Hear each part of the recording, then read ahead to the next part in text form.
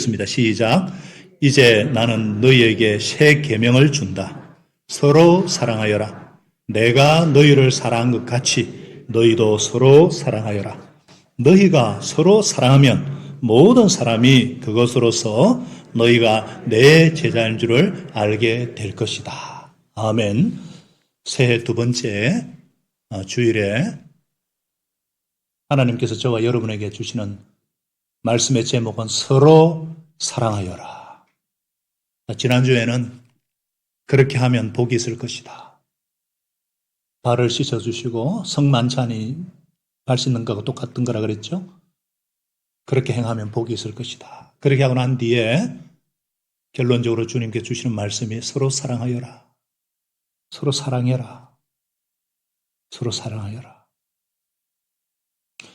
이 말씀이 그냥 겉면이 아닙니다. 부탁도 아닙니다. 명령입니다. 이 말씀을 오늘만이 아니라 1년 내내 매일 저와 여러분의 가슴에 새기고 순종할 수 있기를 소원합니다. 그렇게 하고자 할 때에 성령께서 도와주시고 살아갈 수 있는 능력도 주실 줄로 믿습니다.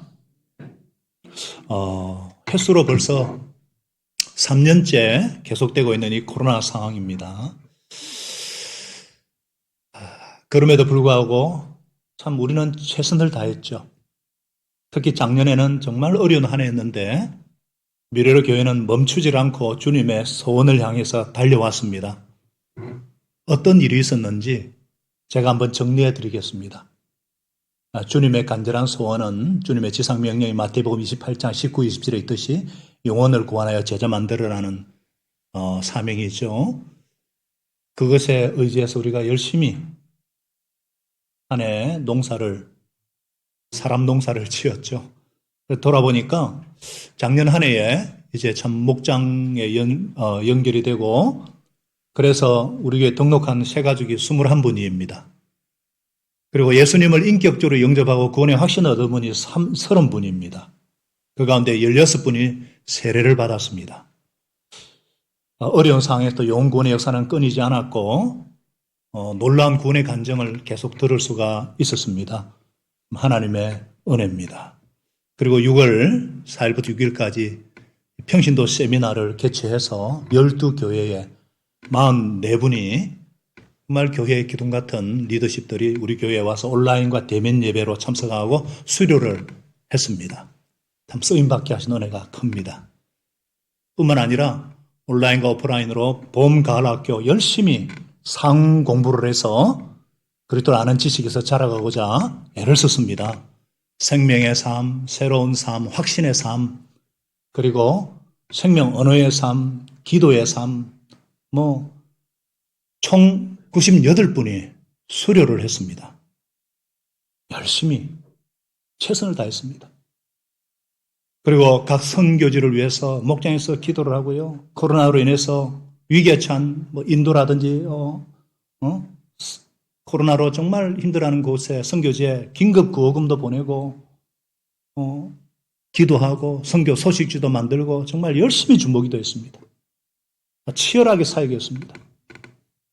참 우리같이 어리고 약한 교회를 통해서 하나님의 하신 일들이 참 대단하고 감사한 일입니다.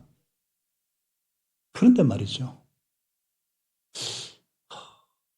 그런데 지난주에 제가 잠시 언급했지만은 그런데도 저는 뭔가 공허했고 외로웠고 목회가 한 번도 느껴본 적이 없었는데 참 힘들다 이런 생각이 들었더랬습니다.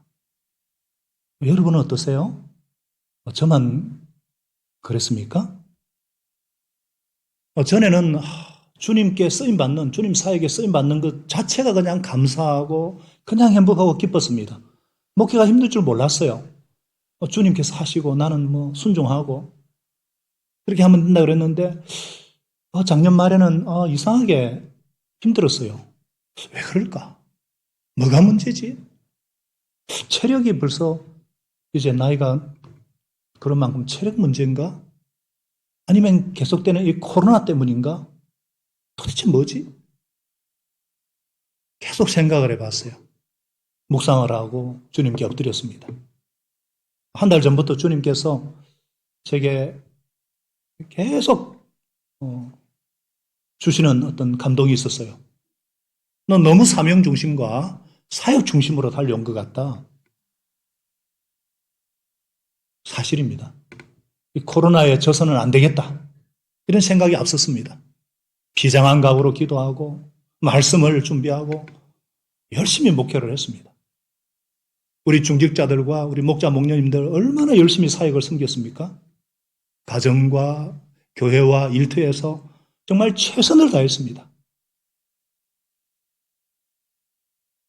코로나 시국에도 우리 정부 방역에 따라서 지침에 따라 정말 협조를 하고 누구보다도 먼저 백신도 맞고 할 수 있는 한 최선을 다했어요. 그래서 그런 열매도 주셨는지 모르겠습니다. 어쨌든 그런 것을 보면 우리 교회가 좀 꽤 괜찮은 공동체, 참 좋은 공동체인 것 같아요. 그렇습니까? 여러분이 그렇다면 그런 거 맞네요. 근데 과연 정말 예수님이 원하시는, 예수님이 기뻐하시는 공동체인가? 그건 여러분 어떻게 생각하세요? 저를 보면은 아닌 것 같아요. 저를 보면 아닌 것 같아요.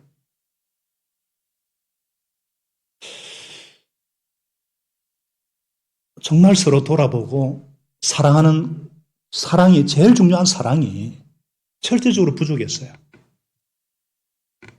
저의 기질, 어떤 저의 성격, 저의 약점을 주장하고 또 상황을 핑계하고 합리화했습니다. 그러나 주님은 그건 핑계가 안 된다 그러죠. 사랑이 부족한 저의 상태를 계속 지적하셨습니다. 저는 인정하시기 싫었지만 예, 맞습니다. 예, 맞습니다. 저는 정말 공감 능력이 참 떨어지고 아니 정말 부족합니다. 저는 사랑이 부족합니다. 아니 사랑이 없습니다. 제 일이고 제 사역이니까 흉내 내면서 억지로 여기까지 온 것 같아요. 목사니까. 그러다 보니까 이제 한계에 좀 다다른 것 같아요.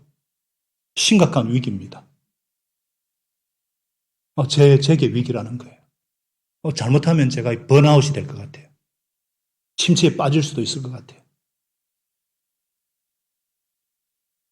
제가 그렇게 되면은 영향은 그대로 교회로 이어집니다. 큰일 났죠. 어떻게 하면 되겠는가? 주님, 어떻게 하면 되겠습니까? 오늘 새벽에도 막 4시에 되니까 눈이 떠져가지고 교회로 달려왔어요. 주님, 도대체 설교가 준비가 안 된 거예요. 도대체 어떻게 하면 되겠습니까? 주님, 머리는 뱅뱅 도는데 이 가슴으로 뭔가 이게 주님 어떻게 하면 되겠습니까? 저의 문제를 주님께서 막 이렇게 지적하시면서 강건적으로 사실 한 달 전부터예요. 이 요한복음 13장 34절 35절 이 말씀을 올해 인생 요줄로 붙잡게 하셨어요. 여러분 요한복음 진도가 3장에서부터 갑자기 이렇게 띄은 거 아시죠? 다 이유가 있는 거예요. 주님께서 제게 이 말씀을 올해 요줄로 붙잡도록 그렇게 인도하신 거예요. 그리고 동일하게 오늘 교회의 머리 되신 예수님께서 가장 중요한 이 새 계명을 우리 미래로 공동체에 주십니다. 이제 나는 너에게 새로운 계명, 새 계명을 준다. 서로 사랑하여라. 서로 사랑하여라. 내가 너희를 사랑한 것 같이 너희도 서로 사랑하여라. 사랑해라는 거예요. 그리고 진짜 예수 제자, 참된 예수 제자의 표지가 뭔지 분명한 기준을 정해 주십니다. 너희가 서로 사랑하면, 서로 그렇게 뜨겁게 사랑하면 그것으로서 모든 사람이 너희가 내 제자인 줄 알게 될 것이다. 스스로 내가 예수 제자라고 말할 필요도 없이 정말 사랑하면 내 제자인 줄 알 것이다. 그렇구나.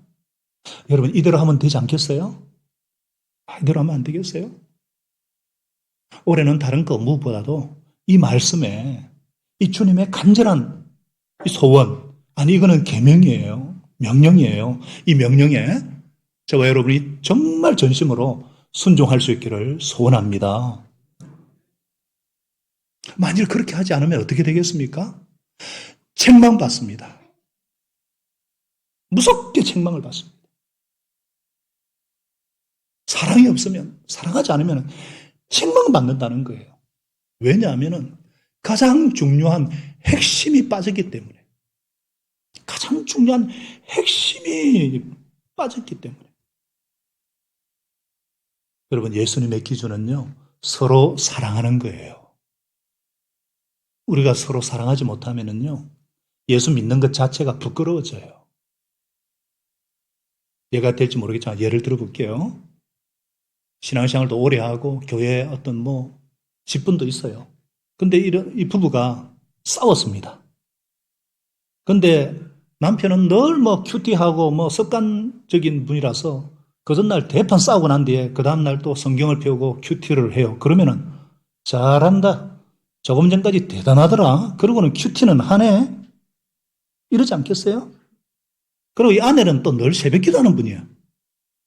왜 그날 뒤에 번 싸고 난 뒤에 또 그 다음 새벽 기도로 나오는데 누가 뒤에서 자꾸 잡아당기는 느낌이에요. 욕하는 느낌이 드는 거예요. 그러고도 새벽 기도는 가네. 그러지 않겠어요? 싸우고 용서하지 못하고 사랑하지 못하면 예수 믿는 자체가 정말 부끄러워집니다. 부끄러워져요. 여러분 마음에 사랑이 정말 제일입니까? 우리 교회는 정말 사랑이 제일인가요? 제가 서론에 언급했지만 자, 우리 교회 열심히 살겠어요. 열심히 영혼들 섬기고 선교도 열심히 하고 구제도 하고 수고했어요. 예수님도 에베소 교회를 향해서 나는 네가 한 일과 네 수고가 인내를 알고 있다 그랬어요. 너는 참고 내 이름을 위해서 고난 견뎌냈고 낙심한 적이 없다 그랬어요. 그런데 말이죠. 그러나 너에게 나무랄 것이 있다는 거예요. 책망할 것이 있다는 거예요. 그것은 네가 처음 사랑을 버린 것이다. 처음 사랑을 버린 것이다. 그리고 네가 어디에서 떨어졌는지 생각이 나서 회개하고 처음에 하던 일을 하여라. 사랑을 버렸다는 거예요. 사랑을 놓쳤다는 거예요. 사랑을 잃었다는 거예요. 그렇게 하지 않고 회개하지 않으면 내가 가서 네 촛대를 자리에서 옮기겠다. 무서운 말이에요. 구원조차도 없애버리겠다. 이런 말이에요. 너무나 섬찟한 말이에요. 왜 그렇게 되었나? 가장 중요한 사랑을 놓쳤어요. 무슨 사랑을 놓쳤어요? 처음 사랑, 바로 예수님의 사랑을 놓쳤습니다. 예수님의 사랑을 놓쳤어요. 오늘 예수님께서 서로 사랑하여라 그랬는데 그 기준이 뭐냐? 내가 너희를 사랑한 것 같이 서로 사랑하여라. 지난주에 살펴본 것처럼 지금 예수님께서 제자들을 사랑한 것이 사랑하라 그랬는데 지금 제자들의 상황이 어떻습니까? 30절에 가룟 유다는요, 이미 예수님을 팔려고 나갔어요. 사단에게 완전히. 그 돈을 좋아하고 전혀 육에 사로잡혀 있는, 아직까지 정말 예수를 몰라요. 열심히 예수를 따랐는데, 종교 생활을 하는데, 예수를 팔려고 나갔어요. 배신이죠. 심지어 수제자라는 베드로는요, 그날 밤을 넘기지 못하고 예수님을 3번 부인하게 돼요. 다른 제자들은 다 도망갔습니다. 그러니까 예수님께서 바라보시는 제자들, 말씀하시던 그 제자들은 예수님을 팔고 예수님을 부인하고 예수님을 버리고 도망가는 배신자들이에요. 그런 제자들이에요. 그런 제자들을 끝까지 사랑하셨다. 그런 제자들의 그 냄새나는 발을 씻기셨다. 그리고 그런 제자들을 위해서 당신께서 살을 찢기고 피를 쏟는 그 성만찬을 지금 거행하시면서 그리고 난 뒤에 내가 이렇게까지 사랑한 것처럼 너희도 서로 사랑하여라. 지금 그 얘기예요. 그러니까 예수님의 말씀의 핵심은 뭐냐? 배신자도 사랑하라는 거예요. 원수까지도 사랑하라는 거예요. 이게 예수님이 말씀하시는 사랑의 기준이에요. 이런 말씀을 듣고 보니까 가슴이 답답하신 분들 계실 거예요. 과연 우리가 그렇게 할 수 있는가? 과연 우리가 어떻게 다 용서하고 어떻게 다 사랑하라는 말인가? 여러분 오늘 정신 똑바로 찾으시고 1년 내내 아니 평생 잊어버리지 마시고 좀 들으셔야 돼요. 용서하라, 사랑하라 이 말씀은 금면이 아닙니다. 명령입니다. 주름한 하나님의 명령이고 예수님의 계명이에요. 계명입니다. 순종해야 하라는 말씀이에요. 왜 그런가? 여러분 이 용서와 사랑에는 우리의 구원의 문제가 달려있다는 것입니다. 사랑이 없으면은요 구원받은 사람이 아니에요. 계시록에도 그랬잖아요. 그렇게 하지 않고 회개하지 않으면 사랑하지 않으면 내가 가서 네 촛대를 옮겨버리겠다. 요한일서 3장 10절에도 무슨 말씀이에요? 하나님의 자녀와 악마의 자녀가 어디에서 여기에서 환히 드러난다는 거예요.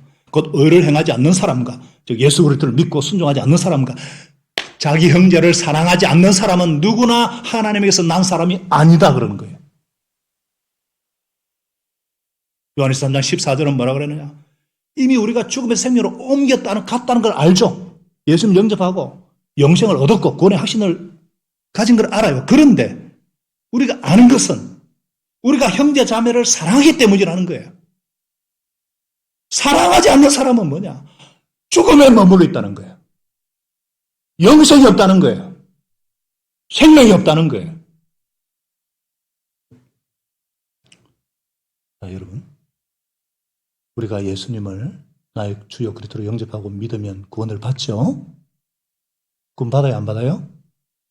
맞습니다. 맞아요. 그러나 사랑하지 않아도 믿기만 하면 구원받는다는 말이 아니에요. 예수를 진짜 믿으면 반드시 원수조차도 사랑하게 됩니다. 사랑하는 자가 됩니다. 만일 여러분 중에 원수는 사랑이 안 되는데요.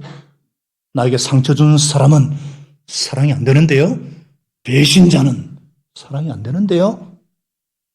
그러면 진짜 믿는 거 아닙니다. 진짜 믿는 거 아니에요.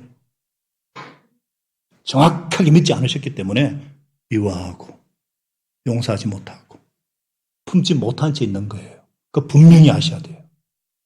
성경은 분명히 그렇게 말씀하고 있어요. 서로 용서해라. 서로 사랑해라. 권면이 아닙니다. 부탁이 아닙니다. 명령입니다. 예수 믿는 자는 마땅히 서로 사랑해야 됩니다. 어떻게 이렇게 할 수 있어요? 어떻게 이렇게 할 수 있을까요? 우리 힘으로 안 돼요. 내 의지로 안 돼요. 어떻게 하면 되겠어요? 먼저 예수님의 사랑을 온몸으로 체험하라. 뭐라고요? 예수님의 사랑을 먼저 온몸으로 체험하라는 거예요. 온몸으로 체험하셔야 돼요. 무슨 말이냐? 지, 정, 의, 영, 혼, 육으로 전인격으로 온몸으로 체험하셔야 돼요. 새 계명은 새로운 계명이니까 구약의 계명은 하나님의 사랑, 이웃 사랑이죠. 신명기와 레위기 19장 18절에 보면은 하나님을 온 마음을 다 사랑하고 네 이웃을 너의 몸처럼 사랑하라 그거예요. 예수님은 율법을 완성하러 오셨죠. 하나님 사랑, 이웃 사랑, 사랑이에요. 근데 신약에서는 새로운 계명이에요. 서로 사랑이에요. 내가 기준이 아니에요. 예수님이 기준이에요. 내가 너희를 사랑한 것 같이 너희도 서로 사랑하라. 자, 이게 무슨 말이냐? 새로운 계명은 우리 취향대로 살아가는 것이 아니라는 거예요. 우리는요, 참 자기 스타일이 있어요. 신앙생활도 자기 스타일로 하는 사람이 있어요. 자기 생각대로, 감정대로. 그렇게 살아가는 것은 아니라는 거예요. 보십시오. 우리가 하나님 믿는 것도 참 내 마음대로예요. 가만히 보면은. 안 그래요? 자기 감정과 생각 기준이 다 작용을 해요. 그렇지 않습니까? 교회 오고 싶으면 오고 말고 싶으면 오지도 않으면서 교회 다닌다 그래요. 그죠? 헌금하고 싶으면 하고 하고 싶지 않으면 안 하면서 내 마음대로 결정하고 내 마음대로 행동하면서 그러면서도 사랑하고 봉사한다 그래요. 이거는 하나님 믿는 것도 아니고 사랑하는 것도 아니고 봉사하는 것도 아닌 착각인 거예요. 착각.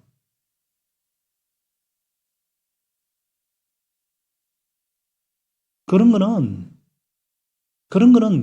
굳이 예수 안 믿어도 다른 종교인들은 더 잘해요. 또 윤리적으로 더 잘하는 사람 많아요. 불쌍히 여기고 연민이라 그러면은, 자비라 그러면은요, 더 뛰어난 분들 많아요. 어떤 도덕성이나 어떤 윤리성, 종교성 만족시키는 거 그런 얘기가 아니에요. 예수님이 우리를 사랑한 것 같이. 예수님의 사랑을 온몸으로 체험하고 그 사랑으로 서로 살아가는 거예요. 어떻게? 먼저는 예수님의 사랑이 어떤 사랑인지 알아야 돼요. 먼저는 알아야 돼요. 자, 예수님의 사랑은요, 구약의 계명하고 틀려요. 구약은요, 유대인끼리 저끼리 사랑했어요. 그것만 이웃이고 사마리아인이나 이방인 아니에요. 그러나 예수님의 사랑은요, 대상을 구분하지 않는 사랑이에요. 원수, 배신자 가론 유다조차도 끝까지 사랑하시는 사랑이에요. 여러분, 사랑이라고 다 같은 사랑이 아닙니다. 우리가 하는 사랑하고 예수님이 하시는 사랑은 차원이 달라요. 우리 기준이 아닌 예수님이 사랑하시는 기준으로 새 계명을 주신 거예요.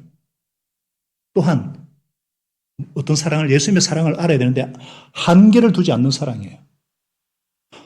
한계가 없어요. 끝까지나 말은 끝이 없어요. 자, 한때 예수님이 베드로가 물었잖아요. 하도 이 요한이나 야고보 때문에 상처를 많이 받아가지고 베드로가 예수님께 질문했어요.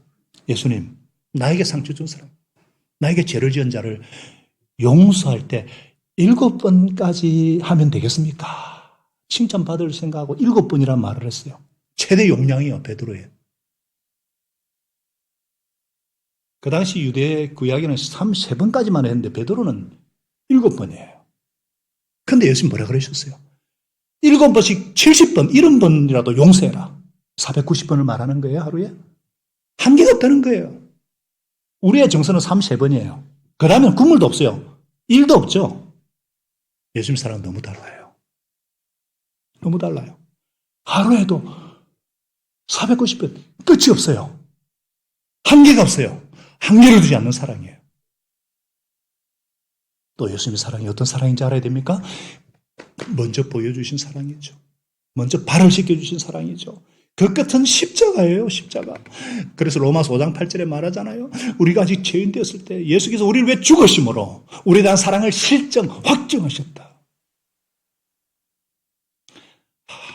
우리는 손가락 사랑 많이 합니다. 이거 해라 저거 해라 손가락으로 지시하는 사랑. 입으로도 사랑을 많이 해요. 사랑해요. 머리로도 사랑을 많이 해요. 그리고는 착각을 해요. 내가 굉장히 사랑의 사도인 양 착각을 합니다.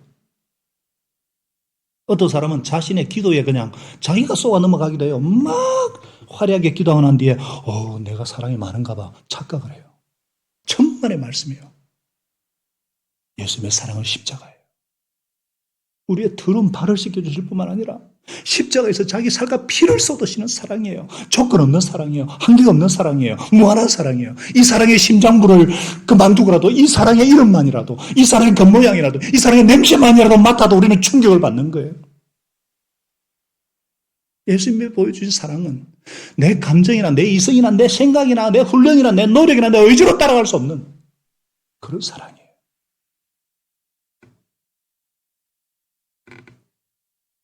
그 사랑을 먼저 알고 체험을 해야 돼요. 어떻게 하면 되는가? 이게 과연 가능한가? 여러분, 예수님은 불가능한 것을 하라고 하시는 분이 아니잖아요. 우리가 서로 사랑하고자 순종하면 서로 사랑할 수 있도록 예수의 영, 성령을 부어주십니다. 할렐루야. 이것이 중요한 거예요. 그래서 로마서 5장 5절은 말씀하죠. 이 희망은, 이 소망은 우리를 실망시키지 않습니다. 하나님께서 우리에게 주신 성령을 통해서 그의 사랑을 우리 마음속에 부어주시기 때문입니다. 원어로 보면요, 마음속에 부어주셨다는 말은 소낙비같이, 장대비같이 견딜 수 없는 그 사랑을, 한계가 없는, 대상이 없는 그 차원이 다른 사랑을 부어주신다는 거예요. 예, 이 사랑을 온몸으로 체험하는 거예요. 전인격적으로 체험하는 거예요. 이 성령으로 체험하는 거예요. 성령이 아니고는요, 우리가 이런 사랑 할 수가 없어요. 그러나 성령으로, 성령이 주시는 힘으로, 성령으로, 능력으로 사랑하고자 하면 사랑할 수 있는 거예요. 성령께서 힘을 주시는 거예요. 아멘이십니까? 그래서 성령으로, 헌금도 성령으로 하는 거예요. 전도도 봉사도 영혼 구원도 성령으로 하는 거예요. 사랑은 내 힘으로 하는 거 아니에요. 예수의 이름으로, 예수의 능력으로, 성령으로 하는 거예요. 내가 너희를 사랑한 것 같이 성령으로 하는 것입니다. 아멘이십니까? 성령이 어떤 분이에요? 예수님을 정확하게 믿게 하시는 분이 성령이에요.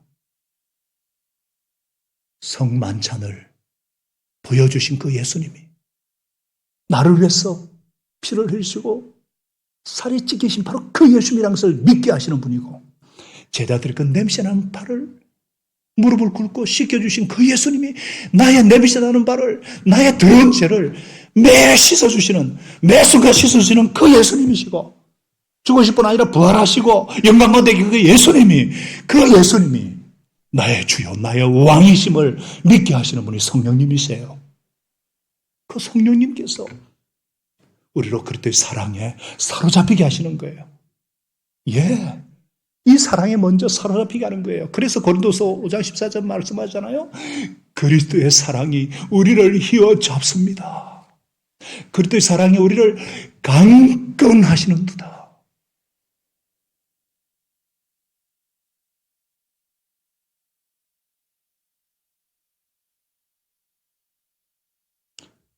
제자들은 이 경쟁심과 이 자존심, 그리고 서로 간에 주고받은 상처 때문에 서로 발을 지킬 수가 없었어요. 너는 너, 나는 나, 서로에 대해서 무관심했습니다. 아이고, 신앙생활이 하나님과 지하고지 뭐. 그들은요, 가룟 유다가 지금 무슨 생각하고 있는지 조차도 전혀 몰랐어요. 3년 반이나 공동생활을 하고 서로를 잘 안다고 그랬는데, 사랑한다고 말을 했는데 사랑하지 않았어요. 이런 공동체 끝으로 단단한 것 같고 뭐 대단한 것 같죠. 여지없이 사단의 밥이 되는 거예요. 지금 여지없이 지금 이 사단이요, 이 공동체를 파괴하려고 유다를 격동시키고 서로를 품지 못하게 만들고, 그것을 보시는 예수님이 너무 안타까우신 거예요. 그래서 정죄와 비난 대신에 찬송이 먼저 무릎을 꿇으셨어요. 먼저 무릎을 꿇으시고 냄새나는 발을 하나씩 하나씩 씻어주셨어요. 아무 말씀도 안 하시고. 사랑하는 여러분, 예수님께서 보여주신 사랑이 무엇입니까? 제자들 앞에 무릎을 꿇는 거예요. 제자들 앞에 무릎을 꿇고 허리를 수건에 두드리는 거예요. 사랑이 뭐예요? 무릎 꿇을 이유가 없는데 먼저 무릎을 꿇는 거예요. 우리 예수님이, 하나님의 아들 예수님 먼저 무릎을 꿇으시잖아요.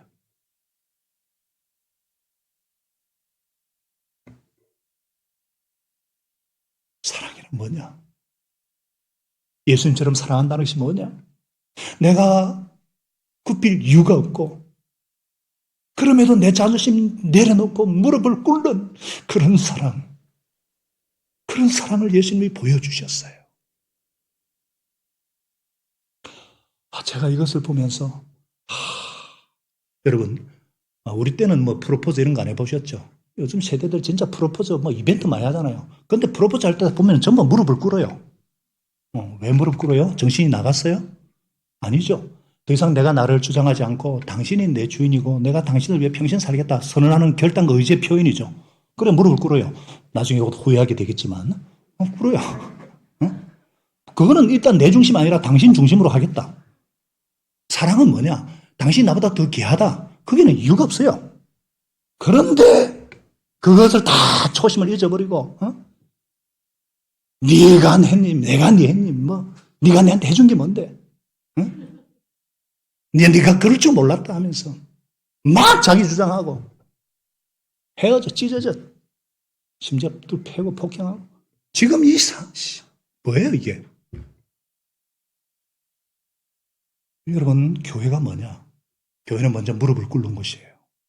계속 꿇는 것이에요. 지금 그것을 예수님이 보여주신 거예요. 그런 섬김을 하는 것이 사랑이고 그런 섬김을 하신 교회다. 가정은 뭐냐? 가정교회는 뭐냐? 서로 무릎을 꿇는 거예요. 내가 먼저 미안하다고. 아내한테 무릎을 꿇는 것이고 아내가 남편에게 무릎 꿇는 것이고 목장은 뭐예요? 서로 먼저 무릎 꿇는 것이고 그래야 이 세상 가운데 하나님의 나라가 교회를 통해서 우리 예수님이 그렇게 하셨잖아요. 그러실 필요가 없으신 분인데 하나님의 아들이시고 창조주신데 낮아지시고 말구유에 태어나시고 그렇게 수치스럽게 죽으시고 주님께서 이렇게 지금도 무릎을 꿇고 우리를 섬겨주시고 그럴 이유가 없으신 분이 지금도 하나님 보좌 우편에서 날마다 우리의 더러운 발을 씻어주시고 그 사랑으로 내가 너희를 섬겨줬는데 너 동료의 발이 뭐가 그렇게 더럽냐고 뭐가 그렇게 힘드냐고 서로 발을 씻겨줘라 서로 씻겨줘라 지금 그 말씀하고 있는 거예요.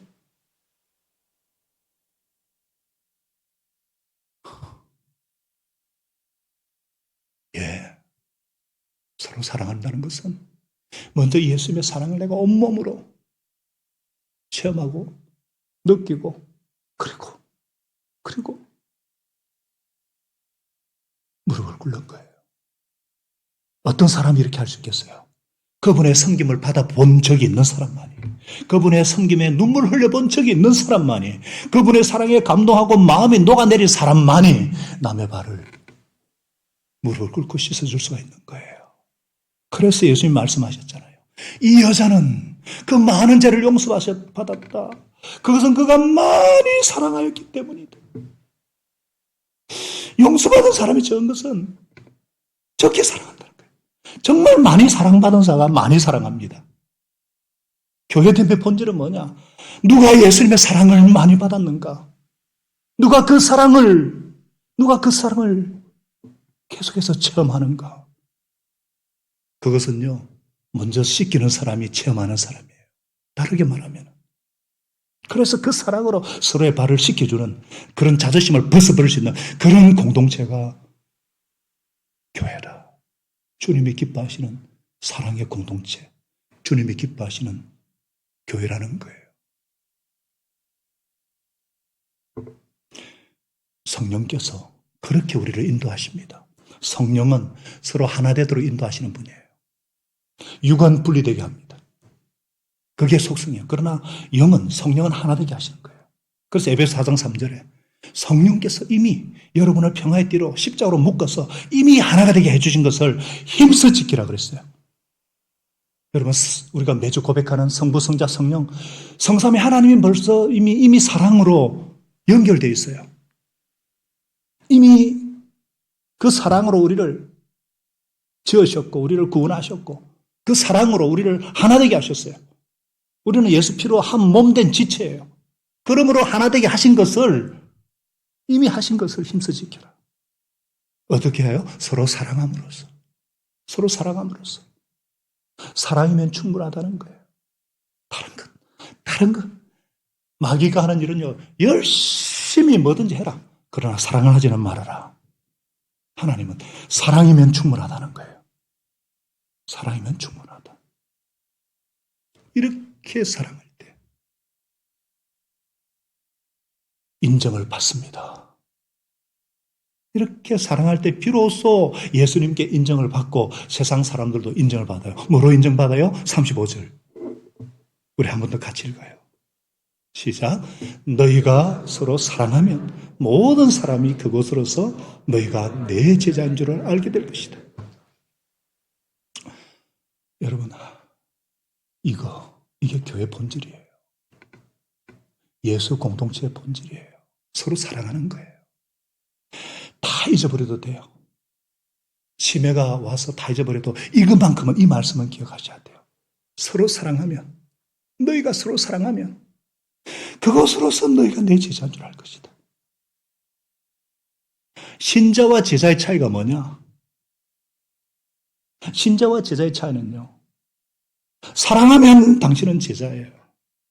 그런데 열심히 봉사하고, 열심히 선교하고, 열심히 당회로 모이고, 열심히 목장으로 모이고, 그러면서 뭐 상처받았느니 그게 무슨 제자냐 이 말이에요. 뭐 많이 안다고 제자가 아니에요. 상공부 다 수리했다고 제자 아니에요. 서로 싸우고 있다든지, 서로 불평하고 있다든지, 서로 분열하고 있다든지, 서로 미워하고 있다면 아무리 제자라고 주장해도 신자는 될 수 있을정 예수 제자는 아니에요. 당신이 제자라는 말을 쓸 수 있으려면 사랑하고 있을 때, 서로 용서하고 있을 때, 서로 분열된 것들, 헤어진 것들을 하나로 만들 때입니다. 먼저 무릎을 꿇고 예수님이 나를 섬겨주신 것처럼 먼저 사랑하는 거예요. 성령께서 그렇게 할 수 있도록 힘을 주시고 능력을 주십니다.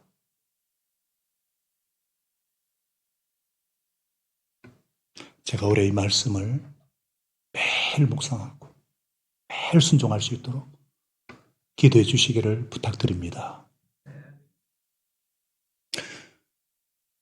코리 텐붐 여사라고 이미 들어보신 분 아시고 새 가족들은 처음 들어보실 텐데, 이분은 네덜란드에 아주 성자랄 수 있는 코리 텐붐 여사예요.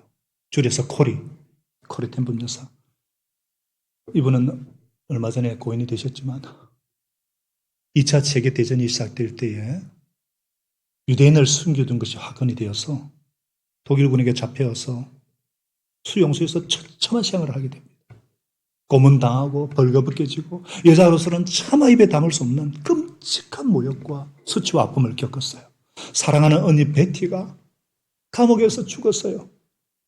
다행히 코리는 극적으로 살았고 전쟁은 끝났어요. 그런데 독일 말만 들어도 오장육부가 뒤틀리는 고통을 겪습니다. 독일 국기와 독일 지도만 봐도 온몸이 아파오는 고통을 느꼈어요. 그런데 하나님께서 너무나 어려운 명령을 건의해 주시는 거예요. 독일인을 사랑해라. 용서해라. 사랑의 복음을 전파해라. 도저히 할 수 없을 것 같아요. 하나님 못해요. 그런데 하나님의 강건하심 때문에 독일 전역을 돌아다니면서 하나님 말씀을 전했어요. 수많은 독일 사람들이 위로받고 용서받고 치유를 받았어요. 한 번은 그녀의 집회에 치유받은 수많은 사람들이 그녀의 설교를 듣고 감사를 표현하고자 길게 줄을 서 있었어요. 그녀의 손에 키스도 하고 싶고 그녀를 만나고 싶어가지고 그렇게 쭉 한 사람씩 오는데 저만큼 낯익은 얼굴이 보이는 거예요. 도무지 잊을 수 없는, 꿈에서도 잊을 수 없는 그 간수의 얼굴. 자기 몸에 그렇게 모질게 고문을 가하고 수치를 주던 그 간수, 고통 가운데 죽어가던 언니의 얼굴이 떠오르기 시작했어요.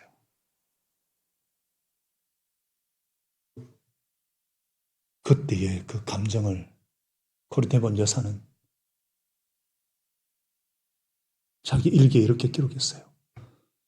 그 간수를 보는 순간 내 피가 거꾸로 용서줄 치는 것을 느꼈습니다. 분노와 복수심이 끌어오면서 나는 하나님께 외쳤습니다. 하나님, 저 사람은 안 돼요. 저 사람만은 용서할 수 없어요. 안 돼요. 그때 하나님께서 내게 큰 소리로 말씀하셨어요. 용서해라. 아니 못해요. 하나님, 저는 할 수 없어요. 용서할 마음이 생기잖아요. 아니다. 코리아, 용서해라. 그런 중에도 그 사람은 계속 다가오고 있었어요. 하나님 계속 말씀하셨어요. 나는 너에게 용서할 마음이 있는가 없는가 묻는 것이 아니다. 용서해라. 이것은 나의 명령이다. 용서해라. 그 순간 나는 기도했습니다. 예수님, 저는 이 남자를 용서할 수 없습니다. 당신의 용서를, 당신의 사랑을 저에게 주시옵소서. 드디어 그 간수가 내 앞에 섰을 때 우리는 서로의 얼굴을 확인할 수 있었습니다. 그는 깜짝 놀라서 뒷걸음쳤습니다. 나는 그 순간 그를 팔을 끌어안았습니다. 하나님은 당신을 사랑합니다. 나는 당신을 용서합니다. 고백했습니다. 놀랍게도 하나님께서 순종할 힘을 내게 주셨습니다. 그 순간 나는 어깨로부터 팔과 손을 통해서 물결이 거기 흘러 들어가는 것을 느꼈습니다. 그리고 동시에 나의 가슴으로부터 이 사람에 대한 사랑이 흘러 넘쳐서 나를 완전히 압도하고 말았습니다. 그 순간 용서하는 능력과 함께 깊은 평화, 하나님의 말할 수 없이 놀라운 임재를 경험했습니다. 그러고 난 뒤에 그녀는 또 이렇게 고백했습니다. 주님께서 원수를 사랑하라고 명령하실 뿐만 아니라 그것에 필요한 사랑까지도 우리에게 부어주시는 분이시다. 순종하고자 할 때 주님께서 성령으로 사랑할 힘을 주시고 은혜를 주시고 능력을 주시는 줄로 믿습니다. 진짜 제자는 원수조차 사랑하는 것입니다. 멀리 있는 원수는 그나마 사랑할 수 있어요. 가까운 동역자 서로 사랑하라는 거예요. 여러분, 제자들은요, 서로 시기하고 경쟁할 대상이 아니라 서로 아끼고 서로 사랑하고 서로 동력하여 주님의 뜻을 이루어 드려야 될 자들입니다. 베드로, 요한이요, 잘 알듯이 성령 충만함 받았을 때 성령으로 세례받고 그렇게 날카롭게 경쟁하던 그들이 이 예수님의 사랑을 온몸으로 체험했을 때 어떻게 되었어요? 서로 뜨겁게 사랑을 하고, 그래서 사도행전의 역사가 우리가 일어난 것을 잘 알고 있지 않습니까? 베드로는 이 주님의 사랑을 체험하고 온몸으로 느끼고 난 뒤에 뭐라 그랬어요? 무엇보다도 먼저 서로 뜨겁게 사랑하십시오. 사랑은 허다한 죄를 덮어줍니다. 사도 요한은 하나님께서 이렇게까지 우리를 사랑하셨으니 우리도 서로 사랑해야 합니다. 초대교회의 특징은요, 서로 뜨겁게 사랑하는 것이었어요. 그들이 얼마나 서로 사랑했던지 세상 사람들조차 그들을 보고 감탄하면서 보라, 저들이 얼마나 서로 사랑하는가. 이렇게 사랑이 넘친 초대교회 공동체였기 때문에 구원받는 자의 수가 날마다 더해졌고 성도들 가운데 핍절하는 자가 하나도 없었어요. 사랑하는 여러분, 올해 우리가 다른 거는 못해도 좋아요. 그러나 서로 사랑하라. 서로 사랑하라. 이 주님의 명령에 순종할 수 있기를 소원합니다. 지금까지 잘 하셨어요. 더해서 서로 사랑하라는 명령에 순종할 때에 더 놀라운 승리의 삶, 열매 맺는 복된 삶을 살게 하실 줄로 믿습니다. 진정으로 행복한 삶을 영위할 수가 있습니다. 성령님께서 우리에게 서로 사랑하라는 이 명령을 실천할 수 있는 용기와 힘을 주시기를 기도합니다. 하나님 아버지, 오늘 이 말씀을 제게 주신 하나님의 말씀으로 우리 주님의 새로운 계명으로 받습니다. 또한 우리 공동체에 왜 이 말씀을 주셨는지 알겠습니다. 하나님 아버지, 우리가 좋은 공동체를 넘어서 정말 주님이 기뻐하시는, 주님이 인정하시고 이 세상 사람들도 인정하는 제자 공동체가 되기를 원합니다. 우리 뭐라 할 수 없습니다. 우리 뭐로나 할 수 없습니다. 인정합니다. 그러나 내가 너를 사랑한 같이 주님의 사랑을 온몸으로 체험하고 느끼고 이 사랑이 나를 휘감을 때, 이 사랑이 나를 사로잡을 때 주님의 사랑으로 주님처럼 무릎을 꿇고 먼저 서로 발을 씻겨주고 먼저 다가가고 먼저 격려하고 먼저 감사하고 먼저 기도함으로 섬김으로 이 사랑을 실천하게 하시고 순종하고자 할 때 성령께서 힘을 주시고 능력 주실 줄도 믿습니다. 하나님 아버지, 올 한해 성령의 가장 큰 열매인 사랑의 열매를 맺게 도와주시옵소서. 그래서 정말 주님이 기뻐하시는 오늘날 너무나 이 사랑에 메말라서 다 사랑이 없는 문제입니다. 하나님, 우리 교회를 통해서 이 사랑이 흘러갈 수 있도록 주위와 이 나라 이 민족에게 선교지 흘러갈 수 있도록 주여 도와주시옵소서.